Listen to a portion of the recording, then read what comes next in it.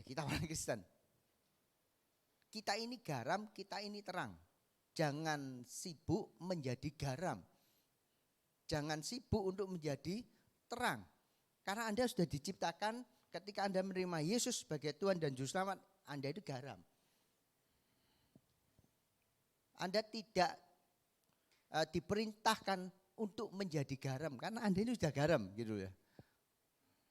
Saya tidak bisa mengubah memerintahkan handphone saya jadilah handphone. Tidak bisa wis handphone. Sama, kita ini garam. Kita tidak diperintahkan untuk sibuk menjadi garam. Anda sudah garam. Anda terang, tidak harus menjadi terang karena Anda sudah jadi. Karena ini terang. Ya. Terang dan garam itu identitas yang harus melekat kepada orang yang percaya, kepada orang Kristen. Ya. Nah, kalau dibaca dari Matius 5 ayat yang ke-13 tadi, kata garam, itu kata garam dalam bahasa aslinya mempunyai arti seperti ini. Pemberi rasa kepada makanan. Bahasa Yunani ya kan. Itu mempunyai arti pertama memberi rasa kepada makanan. Ya. Keberadaan kita sebagai orang Kristen sudah seharusnya ketika kita ada dimanapun kita berada, ya, kata kamu adalah garam dunia. Dunia itu berarti di mana tempat Anda berpijak. Bahasa aslinya itu berkata seperti itu. Dunia itu berarti tempat di mana kakimu berpijak. Setiap Anda berpijak dimanapun, hari ini kaki Anda berpijak di tanah di atas gereja. 1-2 jam ke depan Anda bisa ke mall, ya kan? 1-2 jam ke depan Anda bisa pulang ke rumah. Besok Anda bisa ada di tempat kerja Anda. Besok Anda bisa berada di sekolah Anda, dimanapun. Selama kaki Anda masih berpijak, itu loh dunia. Nah, dunia yang di sini itu artinya seperti itu. Tempat di mana kaki Anda berpijak. Anda itu sudah seharusnya bukan jadi menyadari bahwa Anda itu garam. Nah, arti kata garam yang pertama itu pemberi rasa. Ya kita tahu kalau Anda beli garam, ya kan, bukan Anda beli terus Anda simpen, Anda jadikan hiasan di meja belajar Anda atau di buffet rumah Anda, bukan. Ketika Anda beli garam, Anda campurkan ke makanan supaya makanan itu ada rasa. Ya, hampir semua makanan pasti membutuhkan garam supaya ada rasa. Rasa di sini bukan ngomong rasa yang negatif ya. Rasa yang membangun, rasa yang dalam hal yang positif. Demikian juga orang Kristen sebagai garam, kehadiran Anda dimanapun Anda berada, seharusnya Anda memberikan rasa, memberikan dampak. Ya, saya akan sangat sedih kalau ada pembicaraan di belakang saya, umpamanya ya, ada yang berkata seperti ini, kalau Budi datang, buyar ayo. Pernah nggak dengar seperti itu? Kalau Budi datang, pulang ayo.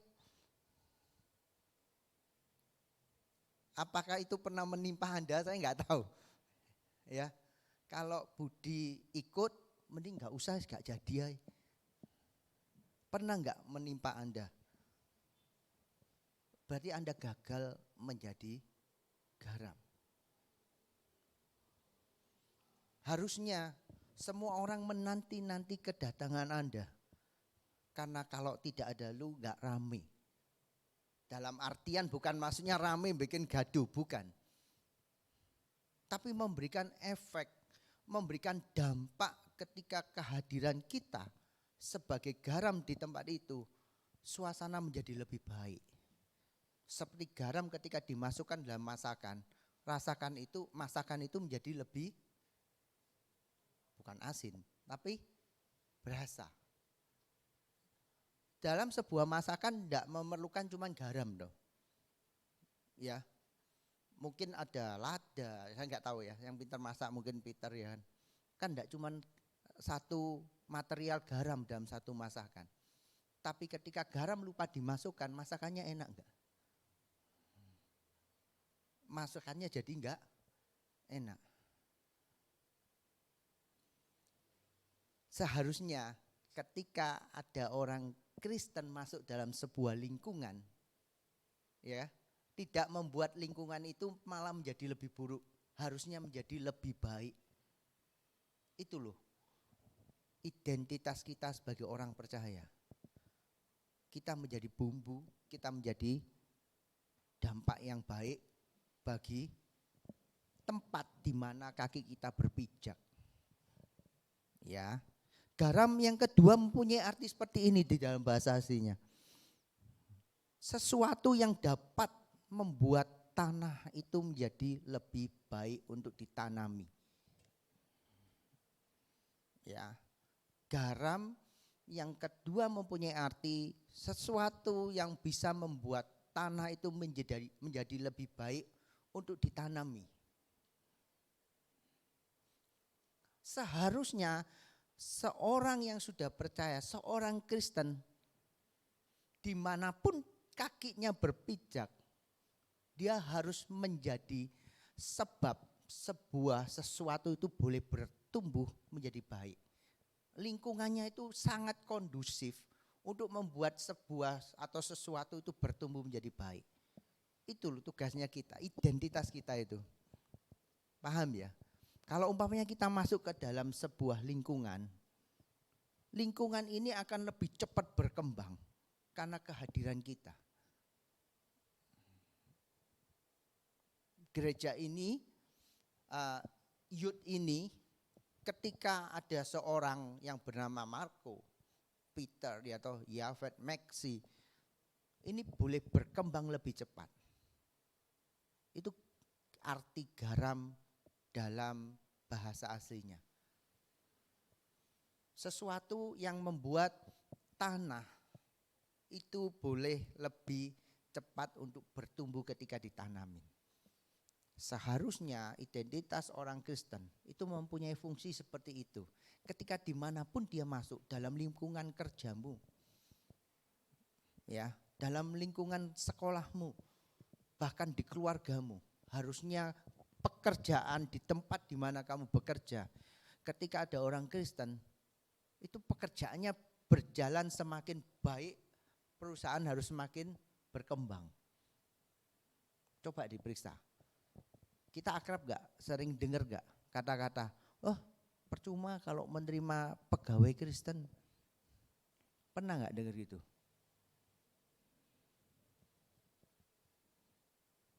Seharusnya bukan seperti itu kan. Cari pegawai, karyawan, kalau bisa anak Tuhan. Ya, pekerjaan jadi lebih baik, lebih lancar, lebih cepat berkembang, membuat perusahaan lebih cepat bertumbuh. Itu loh harusnya ketika orang Kristen, anak muda Kristen menyadari identitasnya sebagai garam. Ya. Arti yang ketiga dalam bahasa aslinya berkata seperti ini. Sesuatu yang berfungsi untuk mengawetkan dan mencegah pembusukan. Ya, fungsi garam seperti itu juga. Ya, mungkin kalau hari ini di mana dunia berkembang pesat, kita mengawetkan sesuatu tidak harus pakai garam. Ya, ada apa? Chiller ya. Apa? Saya nggak ngerti bahasanya apa. Kulkas yang untuk nyimpen makanan itu apa? Ya seperti itulah ya. Tapi ketika ayat ini ditulis belum ada kulkas. Ya, ketika ayat ini ditulis belum ada kulkas, belum ada teknologi yang begitu maju selain garam untuk mengawetkan makanan. Nah, kenapa kok diawetkan? Supaya makanan itu tidak cepat busuk. ketika ayat ini ditulis. Ya. Dan bahasa aslinya berkata seperti itu. Sesuatu untuk mengawetkan dan mencegah kebusukan. Nah, fungsi orang Kristen, identitas orang Kristen itu seharusnya dimanapun kakinya dia berpijak, nggak ada yang ngawang-ngawang kan masih di sini ya. Kakinya masih mengijak. Meskipun Anda di lantai 10, lantai 20, kaki Anda nggak ngawang. Masih menginjak lantai. Di situ Anda berada. Anda itu berfungsi untuk mencegah sesuatu yang busuk berkembang. Berapa banyak orang Kristen enggak mencegah malah ikut-ikut jadi busuk. Kita ini punya fungsi. Bukan ikut-ikut jadi busuk, tapi kita mencegah hal itu terjadi. Bukan berarti saya yang ngomong ini sudah hebat, enggak. Saya masih belajar. Mencegah sesuatu yang busuk di mana kaki Anda berada. Jangan ngomong berarti saya harus kumpul orang-orang enggak baik. Enggak. Kadang di gereja pun terjadi pembusukan. Berapa banyak terjadi kompetisi di dalam gereja sendiri. Saling menjatuhkan. Mungkin gereja kita ini masih karena volumenya belum banyak orangnya, jumlah jemaatnya belum banyak. Jumlah persembahannya belum banyak. Jabatan-jabatan masih banyak yang kosong yang harus diisi. Bayangkan kalau gereja ini sedemikian besar, jumlah jemaatnya banyak, otomatis persepuluhan dan persembahannya juga banyak. Ya, jabatan-jabatan di gereja ini sudah diisi dan akhirnya banyak orang kepingin mengisi jabatan itu saling sikut. Itu yang akan terjadi pembusukan di dalam gereja. Dan ketika Anda ditempatkan Tuhan di tempat itu, Anda harus jadi pembeda. Ketika orang lain sibuk, aku nyanyi lebih enak, aku SNWL daripada dia. Anda harus jadi yang beda. Demikian juga di luar sana. Dimanapun Anda tempatkan, ketika banyak terjadi konflik, hal-hal dunia ini sedang menuju pada pembusukan. Kalau dulu kita lihat berapa sih kejahatan yang terjadi dulu, enggak seberapa canggih seperti yang terjadi hari-hari ini. Mungkin 20 tahun yang lalu ketika Anda melihat film, ya, Anda lihat film Hollywood, kejahatan itu begitu canggih. Kok rasanya enggak masuk akal untuk dilakukan. Hari ini terjadi sungguhan itu. Hal-hal yang menyimpang secara moral, yang mungkin dulu kita cuma lihat di film, yang enggak masuk akal hari ini terjadi. Di beberapa tempat di belahan dunia ini, kawin antara Andre dan Denny itu biasa udah. Iya kan? Leni menikahi Meliana itu biasa di beberapa belahan dunia. Jangan sampai yang ada namanya Yohanes melamar Markus di tempat ini. Tugas Anda mengembalikan biar Yohanes menikahi dengan Elizabeth. Ya. Itu identitas kita sebagai orang Kristen. Pembusukan seperti ini harus kita hentikan. Ini fungsinya kita sebagai orang Kristen. Otomatis ketika Anda hadir di tempat itu, pembusukan itu harus stop. Karena Anda garam. Ya. Nah, yang keempat, mempunyai arti seperti ini. Bahasa asli dari garam. Hikmat dan kasih dalam perkataan. Nah, aneh ya. Garam dalam bahasa Yunani bisa berarti seperti ini. Hikmat dan kasih dalam perkataan dan ucapan. Ketika kita sadar akan identitas kita sebagai garam, perkataan kita ini ya bukan malah membuli orang, menyakiti orang, menjatuhkan spiritnya orang, membuat konflik bertambah besar, menyakiti hatinya orang. Atau bahkan ketika saya berkata, besok si A nggak mau datang lagi ke gereja karena perkataan dari saya. Ketika Anda menyadari identitas Anda sebagai garam, maka perkataan Anda itu akan mengeluarkan sesuatu yang membangun. Perkataan Anda akan menguatkan hati orang-orang yang sudah putus asa. Perkataan Anda itu yang paling penting mencerminkan apa yang Tuhan mau. Nah, ayo kita koreksi. Anda harusnya tidak perlu sibuk untuk menjadi itu. Karena itu natural sifatnya garam. Dan garam itu kamu. Garam itu saya dan teman-teman semua.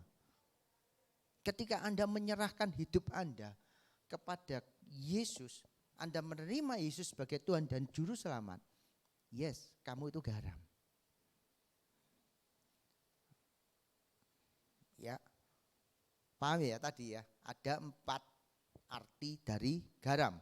Yang pertama, dia harus memberikan rasa, memberikan dampak dimanapun dia berada. Seperti ketika garam itu menjadi bumbu dalam sebuah masakan. Dia menyedapkan, ya. Dia membuat masakan itu menjadi enak, menjadi beda rasanya. Beda ini maksudnya enak. Ya, yang kedua, garam itu membuat tanah menjadi lebih tanaman itu lebih cepat bertumbuh. Itu fungsi garam yang kedua. Ketika Anda berada dalam sebuah lingkungan, pastikan lingkungan itu menjadi berkembang menjadi lebih baik, bertumbuh lebih baik. Ya. Dan yang ketiga, garam itu membuat pembusukan itu berhenti. Ketika orang Kristen, anak muda Kristen ada di sebuah lingkungan, sesuatu yang tidak benar itu langsung stop. Ya maksudnya bukan terus tiba-tiba Anda datang semua fine, enggak. Anda harus berjuang untuk itu. Sesuatu yang keliru menjadi benar ketika Anda datang. Dan yang ketiga, garam itu berkata ketika Anda berkata-kata, itu membangun. Orang yang patah hatinya, mereka menjadi bersemangat kembali. Orang yang putus asa karena perkataan Anda, mereka menjadi semangat kembali. Perkataan Anda bukan keluar tentang caci maki, merendahkan orang lain. Hoak yang Anda katakan, bukan, tapi sebaliknya. Ya. Nah, di ayat tersebut berkata seperti ini. Kamu adalah garam dunia. Jika garam itu menjadi tawar. Ya, jika garam itu menjadi tawar. Nah, kata asli dari kata menjadi tawar itu di bahasa aslinya bisa diartikan menjadi bodoh ternyata. Ya. Kalau di bahasa Inggrisnya moron. Moron itu kan apa? Bodoh ya. Kata lain dari stupid itu ada moron. Nah, menjadi tawar itu bisa diartikan menjadi bodoh. Sebab ketika Anda tidak sadar identitas Anda sebagai garam, Anda berlagak menjadi gula, Anda itu bodoh. Ketika Anda sadar identitas Anda adalah garam, tapi ketika Anda hadir di suatu tempat tidak ada perubahan apapun, malah Anda ketika dimasukkan ke dalam sebuah sop, garam nih, Anda tidak mengeluarkan asin tapi jadi manis, Anda itu garam yang bodoh. ketika garam tidak lagi berfungsi menjadi tawar, dikatakan di kalimat berikutnya, tidak ada lagi gunanya selain dibuang dan diinjak orang. Mungkin orang-orang yang pinter kimia berkata bahwa garam tidak mungkin jadi asin. Ya, dulu belum ada profesor kimia zaman ini. Dan garam itu bukan diproduksi di pabrik yang besar. Garam itu diambil dari lautan, di pinggir pantai. Di zaman ini ditulis. Ya kan? Dari batu-batu langsung diambil. Batu itu dilarutkan, garamnya akan turun ke bawah. Ketika garamnya sudah turun ke bawah, batunya jadi hambar. Batu ini yang akhirnya dibuang. Di beberapa kota di zaman dahulu batu-batu ini akan disusun. Disusun untuk jadi bagian dari jalan. Zaman dulu belum ada aspal, belum ada cor. Jalanan itu disusun dengan batu yang sedemikian rapi, rata jadi jalan. Ya. Kalau Anda googling jalanan di luar negeri, beberapa di Eropa masih ada yang pakai seperti itu. Nah, batu yang sudah jadi tawar dibuang. Enggak ada artinya lagi selain dijadikan jalan, diinjak-injak orang. Demikian juga kehidupan orang Kristen yang tidak sadar akan identitas dirinya. Dia tidak berfungsi lagi. Dia sama dengan orang yang menjadi bodoh. Bayangkan ketika teman-teman punya sebuah perusahaan, Anda memimpin sebuah perusahaan, ya, Anda meng-hire seorang marketing umpamanya. Tahu tugasnya marketing? Sales, umpamanya sales, untuk menjual. Tapi keseharian sales ini tidak menjual. Duduk tenang di kantor, yang dibingungin lihat hasil akuntan rugi labanya berapa. Dia tidak berfungsi lagi sebagai sales. Anda sebagai pimpinan perusahaan akan mangkel. Ini bodoh banget sih sales gak jualan, bingungi rugi labanya perusahaan. Demikian juga ketika kita menjadi orang Kristen. Ya. Identitas Anda sebagai garam, tapi Anda tidak mempunyai dampak, Anda itu bodoh. Ya. Nah, yang kedua, di ayat yang ke-14 dikatakan seperti ini, kamu adalah terang dunia. Terang di sini pernah enggak lihat sebuah ruangan yang gelap, ruangan yang gelap. Ya, ketika ada satu aja cahaya, ruangannya tidak jadi gelap 100%. Meskipun cahayanya kecil loh.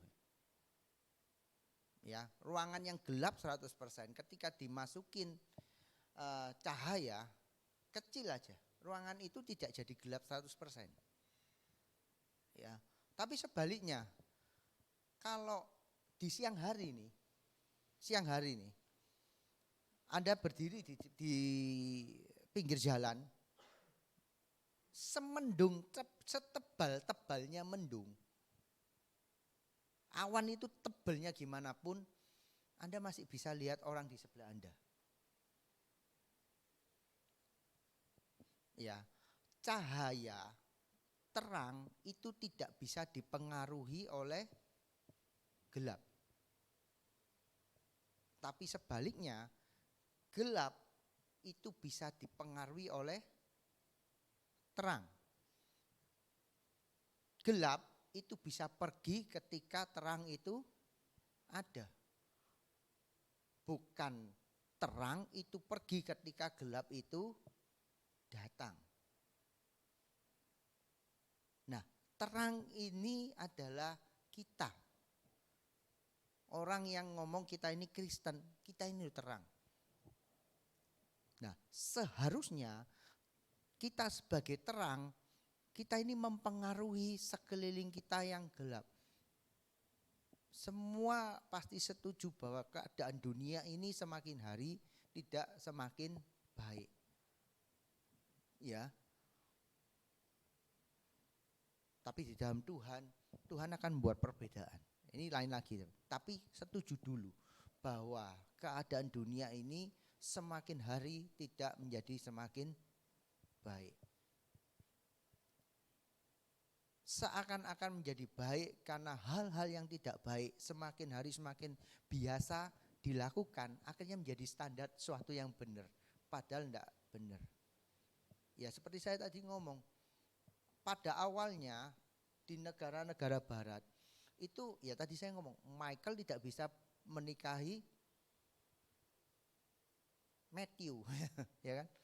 Matius tidak bisa menikahi Michael. Dulu itu dianggap sebuah hal yang tabu, yang enggak normal. Tapi buktinya hari ini disetujui kok. Nah, hal-hal yang seperti ini harusnya hilang ketika terang itu ada. Kita harus terang.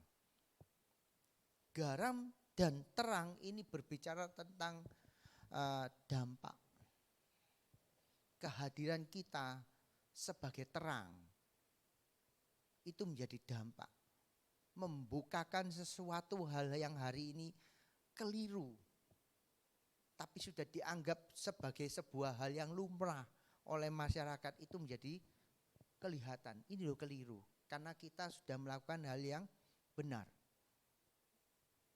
Paham ya? Ketika kita ini melakukan hal yang benar, kita mempertahankan, kita tidak mengaminkan, kita tidak menyetujui pernikahan sejenis. Anda itu menyingkapkan hal yang keliru selama ini. Ketika sebuah pelayanan, ya, terutama pemain musik, sejak 20-25 tahun ini, dimulai sekitar tahun 90-an, kalau teman-teman tahu ya, pemain musik mendapatkan berkat dari gereja. Mungkin tahun 80-an enggak pernah ada itu.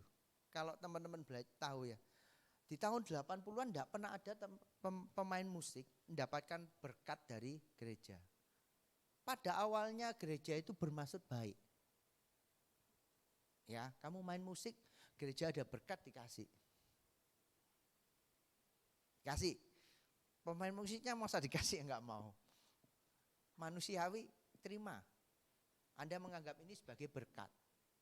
Semakin hari semakin berkembang, pemain musik itu jumlahnya tidak memadai dengan jumlah pertumbuhan gereja. Ya, tahun 90 itu pertumbuhan gereja di Surabaya dan pada umumnya di Indonesia itu berkembang sangat pesat.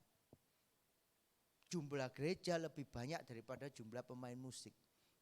Akhirnya pemain musik yang lumayan hebat ditawarin, ada gereja buka. Mau enggak bantu pelayanan di sana? Jam piro? Jam 10. Oh oke lah enggak apa-apa.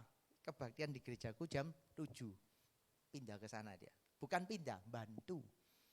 Bantu pelayanan.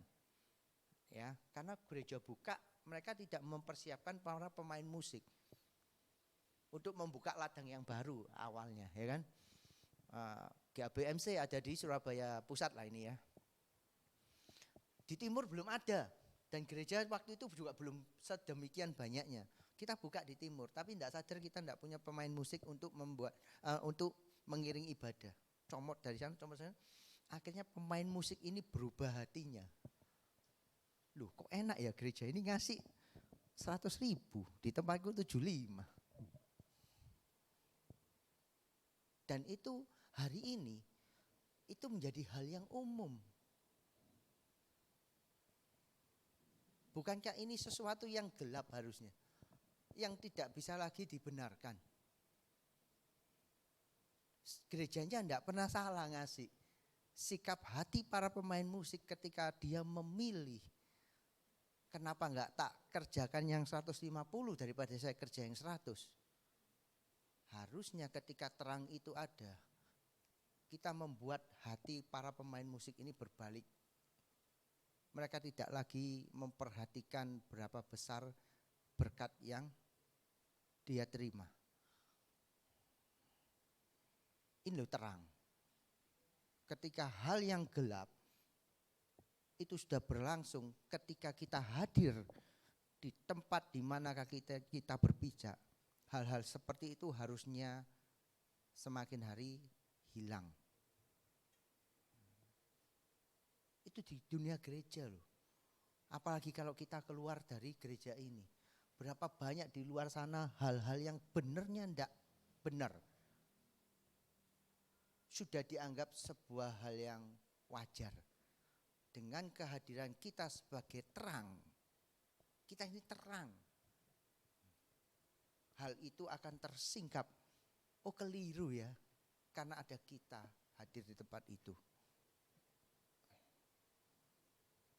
Anda sebagai pemain musik, ketika mungkin Anda sudah tidak lagi bergereja di tempat ini, mungkin Anda dapat pekerjaan, Anda di Malang, nggak mungkin dong hari Minggu ke Surabaya cuma untuk ke MC. Anda bergereja di Malang umpamanya. Ketika Anda bergereja tempat itu, demikian gelapnya pelayanan tempat itu, ketika Anda hadir, semuanya jadi terlihat. Oh keliru, standar yang benar yang dibawa Anda. Harusnya identitas kita itu menjadi terang. Membuat apa yang dahulu itu gelap dengan kehadiran kita terang, meskipun satu orang, ya, meskipun satu orang itu menjadi tersibak yang gelap itu. Nah, ayat itu berkata demikian juga. Coba dibuka ayat yang ke-14.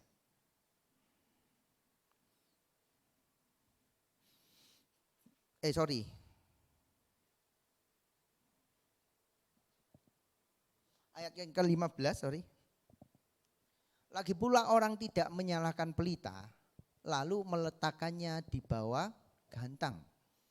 Pelita berbicara Anda dan saya. Kalau umpamanya kita sebagai pelita ditutupin gantang, gantang itu kalau sekarang mungkin ember lah ya. Tapi dulu dari tanah liat untuk menampung biji-bijian dan ya segala sesuatu lah, kayak ember.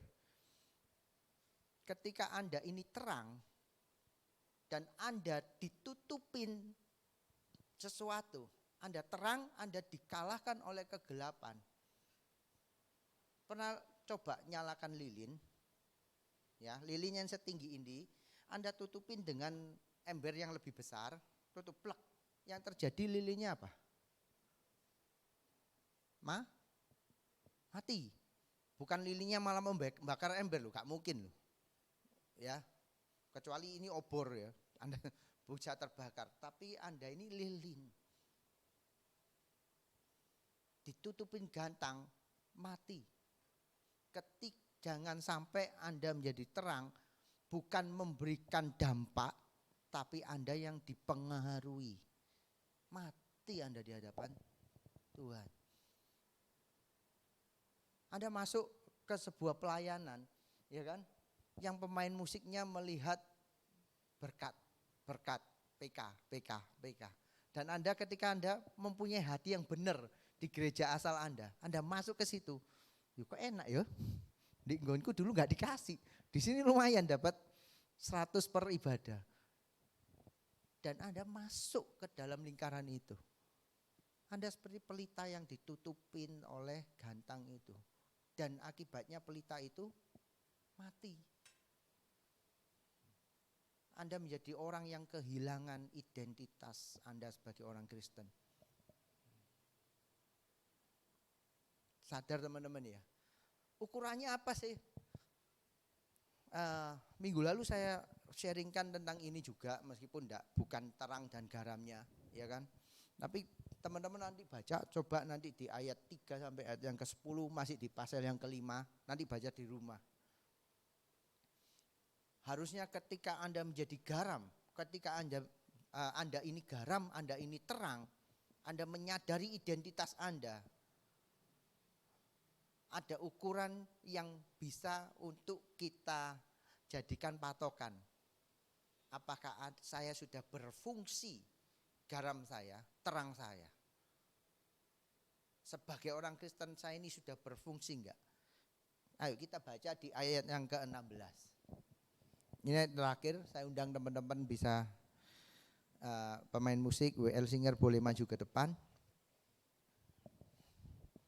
Ayat yang ke-16, sama-sama kita baca yuk. 1, 2, 3. Demikianlah hendaknya terangmu bercahaya di depan orang, supaya mereka melihat perbuatanmu yang baik dan memuliakan Bapakmu yang di surga. Ukurannya adalah ketika apa yang sudah kita perbuat, nama Tuhan dipermuliakan. Kita bukan bicara tentang sesuatu hal itu baik dan tidak baik, benar dan tidak benar, ya toh. Kebenaran yang dunia terapkan itu tidak boleh jadi standar kita.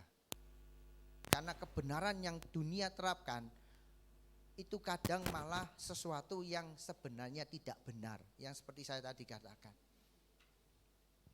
Tapi standarnya adalah ketika kita melakukan segala sesuatu, perbuatan baik yang kita lakukan, melalui perbuatan baik yang kita lakukan, nama Bapa kita yang di surga itu dipermuliakan.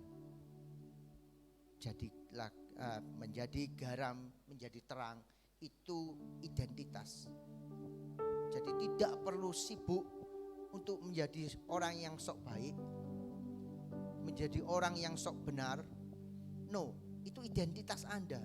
Anda harus menyadari.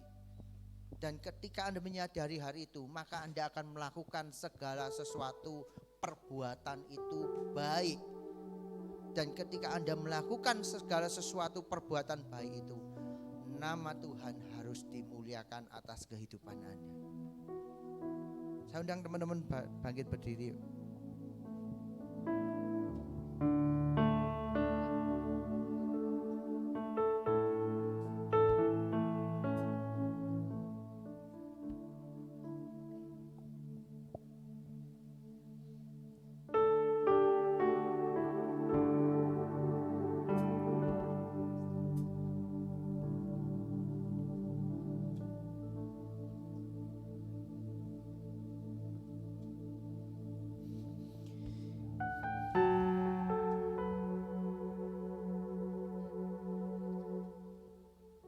Kita mau menyadari bersama-sama bahwa sebagai orang yang percaya, sebagai orang Kristen, bukan karena sebuah keharusan, bukan, itu sebuah identitas kita. Ketika kita menyandang orang Kristen, kita ini garam, kita ini terang. Jadi jangan terlalu sibuk untuk menjadi garam, jangan terlalu sibuk untuk menjadi terang. Tapi sibuklah, jangan sampai garam Anda menjadi tawar. Sibuklah agar terang Anda tidak mati. Sadari teman-teman bahwa ketika kita menyadari identitas kita menjadi garam, jadi terang di dunia ini, ukuran standarnya bukan orang memuji Anda, nama Anda dikenal, tapi standarnya ketika kita berhasil memainkan identitas kita sebagai garam dan terang, nama Tuhan ditinggikan, nama Tuhan dimuliakan atas kehidupan Anda.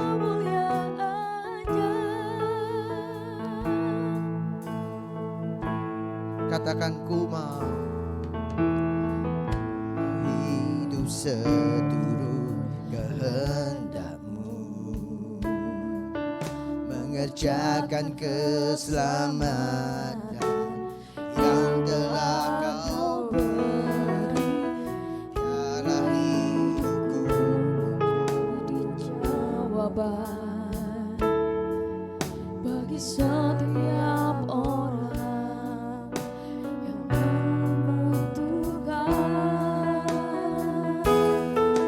Ku mau bercahaya bagaikan bintang-bintang, di tengah kegelapan terpancar terang kasih Tuhan.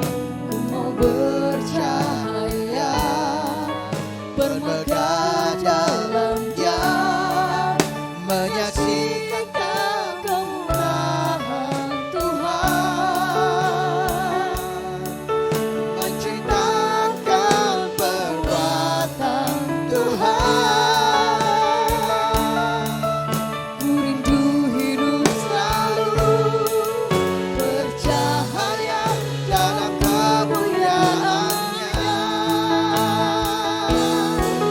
Ku mau bercahaya bagaikan bintang-bintang, di tengah kegelapan terpancar terang kasih Tuhan.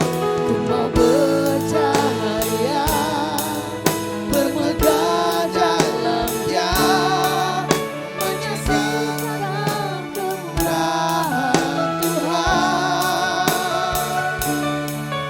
menciptakan perbuatan Tuhan. Ku rindu hidup selalu bercahaya dalam kemuliaan-Nya.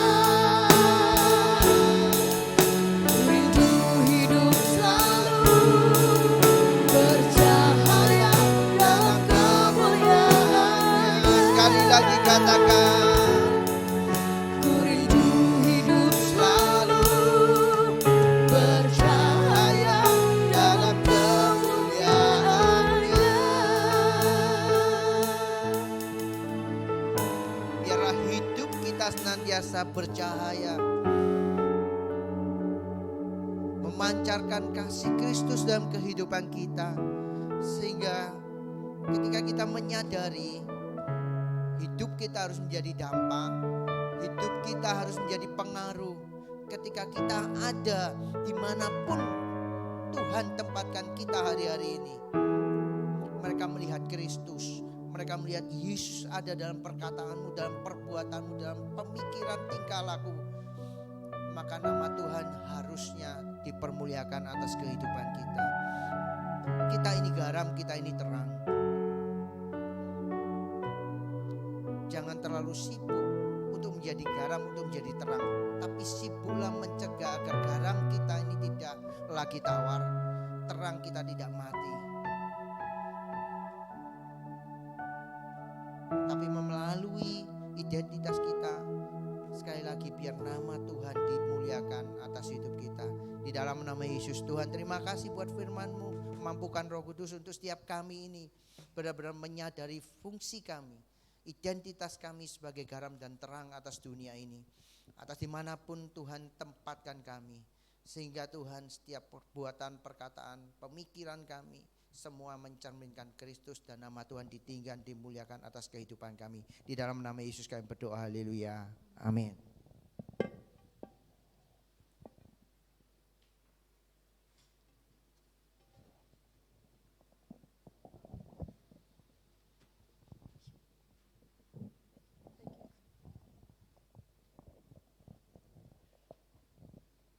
Mari kita kembali berdoa. Bapa di dalam surga, terima kasih atas kebenaran firman-Mu yang kembali mengingatkan kami akan identitas kami sebagai garam dan terang-Mu. Biarlah Tuhan, kami boleh memaksimalkan itu di dalam setiap tindakan kami. Engkau memberkati Ko Budi sebagai pastor youth kami yang boleh Tuhan terus pakai di dalam setiap memberkati setiap kami, di dalam setiap mengingatkan kami akan kebenaran firman-Mu.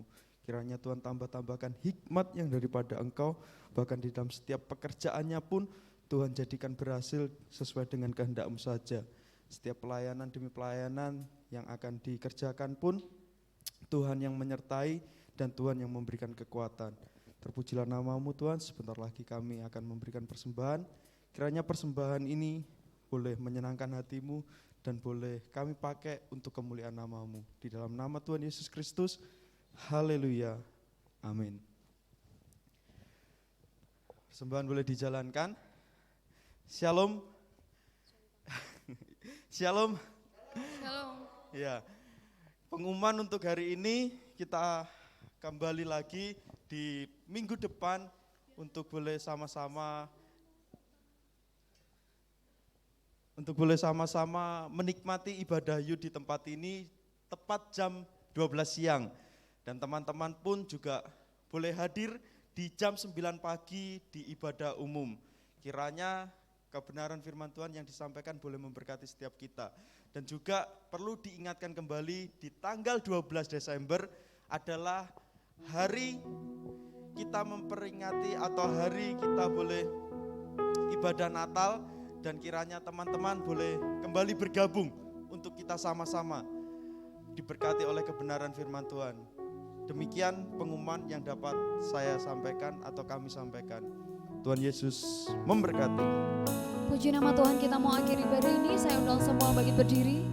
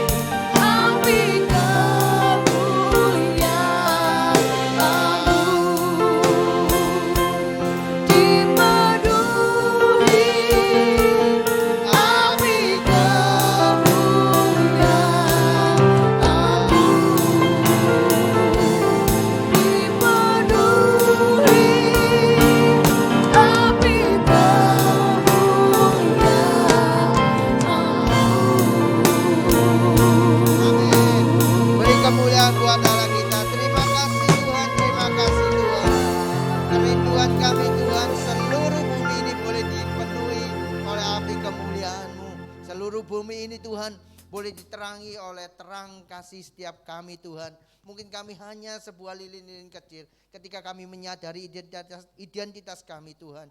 Lilin-lilin yang kecil ini ketika kami bersatu, kami boleh menerangi bangsa ini, bahkan seluruh bumi ini. Terima kasih Tuhan buat setiap pujian penyembahan yang sudah kami naikkan Tuhan. Biar ini boleh menjadi persembahan yang menyenangkan hatinya Tuhan. Juga buat setiap firman Tuhan yang sudah ditaburkan, boleh menjadi terang buat setiap jalan-jalan kami. Tuhan berkati setiap anak-anak-Mu Tuhan yang hadir pada siang hari ini. Setiap mereka yang mengambil bagian dalam pelayanan ibadah siang hari ini. Kami percaya berkat Tuhan turun atas setiap kami Tuhan. Dan sebentar juga Tuhan kami akan pulang. Kami mau angkat tangan kami mau terima berkat dari Allah Bapa, Putra dan Roh Kudus yang memberkati setiap usaha pekerjaan kami, studi sekolah kami, keluarga rumah tangga kami, bahkan pelayanan kami mengiring Tuhan. Tuhan Yesus sendiri yang menjadikan semuanya berhasil. Di dalam nama Yesus yang percaya sama-sama katakan amin. Tuhan Yesus memberkati.